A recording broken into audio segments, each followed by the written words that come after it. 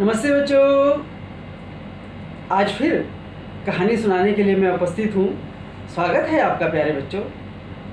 आज जो मैं कहानी सुनाने जा रही हूँ वो बिल्कुल सच्ची घटना पर आधारित है।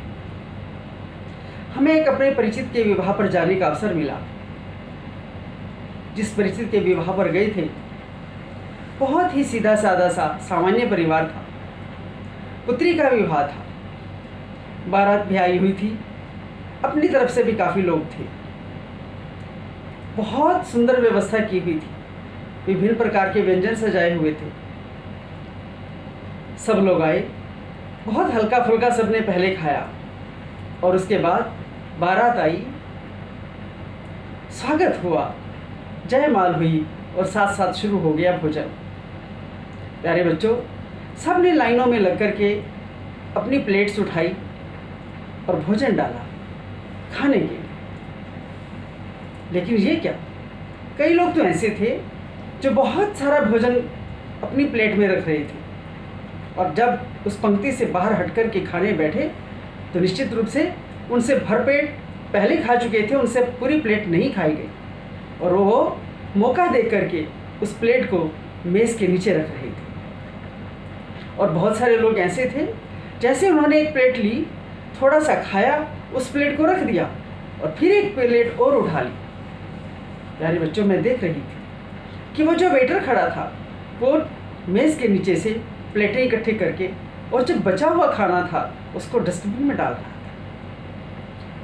कुछ समय के पश्चात हलवाई ने संकेत दिया कि भोजन समाप्त होने जा रहा है। लड़की के पिता को चिंता हुई, उसके चेहरे का रंग उड़ गया। उसने कहा, अभी तो बहुत लोग खड़े हैं, मैंने जितने लोगों का भोजन बनाने को कहा था क्या आपने उतना भोजन नहीं बनाया? हलवाई ने कहा, आपने जितना कहा था हमने 20% उससे फालतू बनाया। लेकिन अफसोस की बात यह है कि आपके मेहमान जो हैं वो जितना खा रहे हैं उससे ज़्यादा व्यर्थ कर रहे हैं। लड़की के पिता ने कहा, ऐसा प्रतीत होता है आपके द्वारा बनाया गया भोजन स्वादिष्ट नहीं होगा, इसलिए लोग प्लेट छोड़ रहे हैं। हलवाई ने कहा, आप खा के देख लीजिए। लेकिन वो कैसे खाता? उसके दिमाग में तो एक चिंता हो गई थी कि कैसे चलेगा काम। उसने अपने घर के सदस्यों को, जो महत्वपूर्ण सदस्य थे, अपने भाइयों को, अपनी पत्नी को, अपने बच्चों को संकेत दिया कि सब लोग खा लें, हम सबसे बाद में खाना खाएंगे। अंतिम समय में जो घर के लोग थे वो रुके रहे और वर पक्ष के लोग मेज़ पर बैठ गए। वर के पिता ने पुत्री के पिता से कहा, आप भी आइए ना हमारे साथ भोजन करने के लिए। बेटी के पिता ने मुस्कुराते हुए कहा, आप खाइए ना, हमारा तो उपवास है, हम तो तब भोजन करेंगे जब हम बिटिया को विदा कर लेंगे। लेकिन वर के पिता ने कहा, नहीं, थोड़ा सा तो खाइए। बेटी के पिता ने हाथ जोड़कर क्षमा मांग ली और वो सब लोग इस चिंता में थे, काश कि ये भोजन पूरा हो जाए, ये जो हमारे अतिथि आए हैं ये भूखे ना चले जाएं, हमारा अपमान ना हो। बहुत चिंता में थे, लेकिन परमात्मा ने उनकी लाज रखी, वो भोजन पूरा हो गया। सिर्फ घर घर के ही लोग रह गए। 15-20 लोग ऐसे थे जिन्होंने वहाँ से किनारा करना उचित समझा, ये खाना हो जाए, हम बाद में आकर के देख लेंगे जो भी व्यवस्था होगी। भोजन समाप्त हो चुका था। प्यारे बच्चों, रात को विवाह हुआ, सुबह बारात की विदाई हो गई, दुल्हन की विदाई हो गई। उस स्थान को साफ किया गया क्योंकि विवाह और पंडाल घर के बाहर ही था। रात को टेंट उतर गए। सुबह सुबह कर्मचारियों ने उस जगह को जब साफ किया, डस्टबिन को देखा तो उसमें इतना भोजन था कि उससे 25-30 लोग बड़े आराम से खाना खा सकते। हमारे जो संबंधी थे, जिनके कारण हम उस विवाह में गए हुए थे, उनके चेहरे पर बहुत बहुत उदासी थी।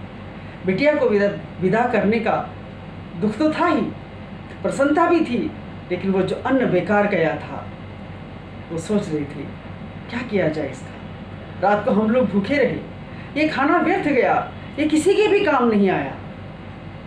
उस भोजन पर पानी पड़ा था, उसके ऊपर कुत्ते मुंह मार रहे थे, पशु इसके चारों ओर घूम रहे थे।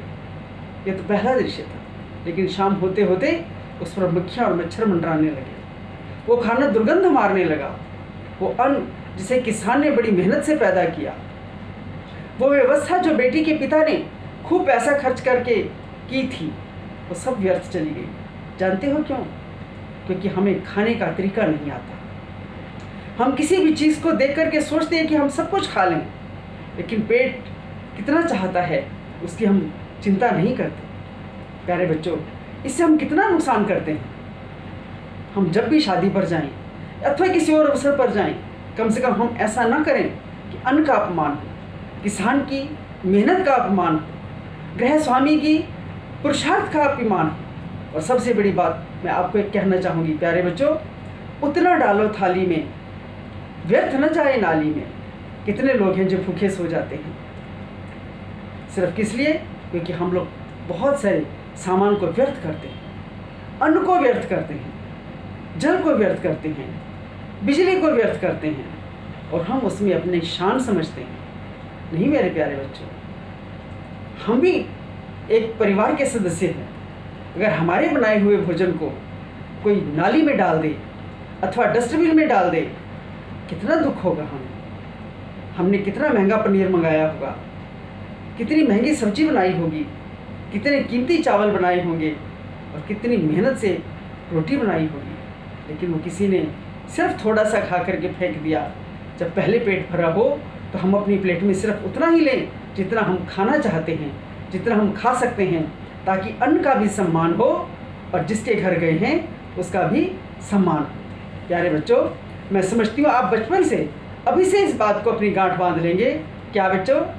उतना डालो थाली में, व्यर्थ न जाए नाली में। धन्यवाद बच्चों।